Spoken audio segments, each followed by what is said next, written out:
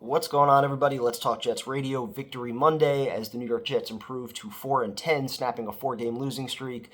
Now we get all the glorious stats from Aaron Rodgers being statistically one of the greatest quarterbacks in New York Jets history. I think it's 23 touchdowns now, 8 interceptions. Still possible that he could break Fitzpatrick's touchdown record. Possibly could set the yards record as well. This season has just been wild. I mean, obviously in a bad way, but, looking at today, it was just so sad and frustrating at, what could have been, especially last year, had he been healthy with the top flight defense. Now you get the offense finally starting to get in sync a little bit while it's too late. And the defense has just been awful this year. All the distractions, Woody Johnson, firing Saleh, firing Douglas. I mean, the season could not have been any worse. And obviously today's victory, it kind of destroys the tank, which I know upset a lot of people. But for me, this is still very different from 2020, just from the standpoint that you can't really look at this roster and compare it to 2020, where you didn't really have a lot of guys on that team that were building blocks that you wanted to be part of your future. This current team, I think you have a very young offensive line that's starting to play at a very high level. Led by Morgan Moses, his leadership this year has been huge. But now you got, Tippmann playing well, AVT looking healthy, playing well, Fashan, who's been great at left tackle, which is ultimately where you want him, and he's going to be your starting tackle there next year. So, you have some things to build with. Devontae Adams, a huge game today. Garrett Wilson, he's been pretty solid all year. You start to see the chemistry a little bit more with him and Rodgers. Although, there's still moments where they're struggling, but it's definitely picked up. He's putting up his numbers. He's going to get his 1,000 yards. But obviously the defense has been the biggest issue, and I do blame to a large extent. Not saying Saleh was great. I've never said that, but the Woody Johnson decision to just throw this all on Jeff Ulbrich and kind of panic early in the season, I think it definitely was a huge distraction in that locker room. Definitely created a lot of chaos that was unnecessary for a team that was still trying to find its way.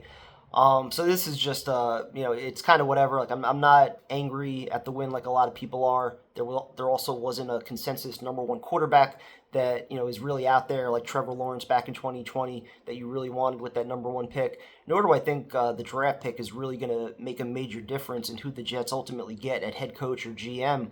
I kind of think that the Woody Johnson thing is ultimately going to be the biggest deciding factor in who the Jets land.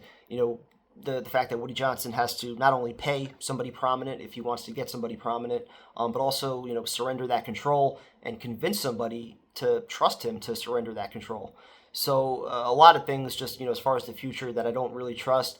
I do think that whoever the GM and head coach is, that you do have to allow them to make that decision on the quarterback, whether it's keeping Rodgers for another year or ultimately moving on. But deep down in my heart, I'm not going to lie, I do kind of hope he comes back. I do think the problems, again, with this season have gone well beyond him. He has not been our savior. He's not been the Superman that we've needed him to be. But I do think with better coaching especially, this team would at least be in the hunt. The season wouldn't have been over in November. And that's been the biggest problem for this organization for the last 14 years during this playoff drought, is that they've been poorly coached, poorly managed, poorly run. It's a losing culture. It's a losing organization. And I think you need somebody prominent in here as a head coach that can kind of change that culture. And until that happens, changing the quarterback and changing the roster around and going through all these rebuilds, I don't think that's going to really be the answer. So once you make that decision to ultimately tear it down, you're probably, I keep saying this, you're probably talking about Garrett Wilson requesting a trade. Possibly, you're dealing off Sauce too because you don't want to pay him.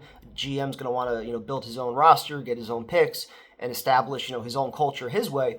But I do think there are guys that, do have the right heart, the right mindset on this team. They just haven't been led properly from the top, starting with Woody Johnson, but also from the head coach. We have never had the advantage with a prominent head coach in this building for a very, very long time. And so, we can keep doing all these rebuilds like we have. I don't think it's ever going to change until you get a prominent head coach in here. So that's kind of where I'm at. I'm happy for the guys that played well today. I'm not going to lie. It was nice seeing some good offensive football, some deep plays down the field, and seeing what this offense could have been. But then at the same time, like I said, it was also very sad just thinking about mainly last year, what a healthy Rodgers could have did with a better defense, but also this year, him getting banged up early on and all the chaos that happened, just what could have been, what I thought should have been. And ultimately, what I think in some ways still can be, unfortunately, I know you guys think I'm crazy, but what I think can be with the right coaching staff, it's just what my heart feels. I still think he's got a little bit left, but again, that decision has to be made by the next GM and the next head coach. I just hope the Jets get it right. And if I'm being honest with you guys, for the last few weeks, I have not felt that they're going to get it right. The Bill Belichick thing kind of pushed me even further in that direction. The fact that they wouldn't even take that interview, whether it's just to gain his insight or to possibly even convince him to come here. Whatever your personal vendetta is against Belichick, it's hard to argue what he's done in his career and what he could possibly have done for this organization. And if there were no other teams that were willing to possibly take him on, certainly he would have taken the interview. He's close to Shula's record. He wants to clearly win one without Brady. But now, going to North Carolina, obviously there were sentimental reasons for him doing that.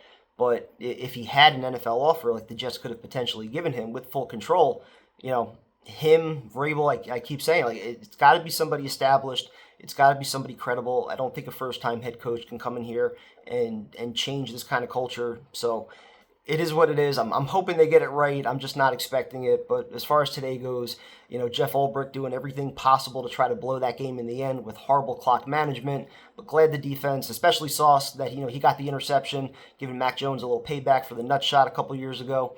But again, 4-10. It's hard to really celebrate this one, but I'm certainly not angry like a lot of people are that the tank got blown up today. So appreciate all the support during the stream. Talk to you guys tomorrow night.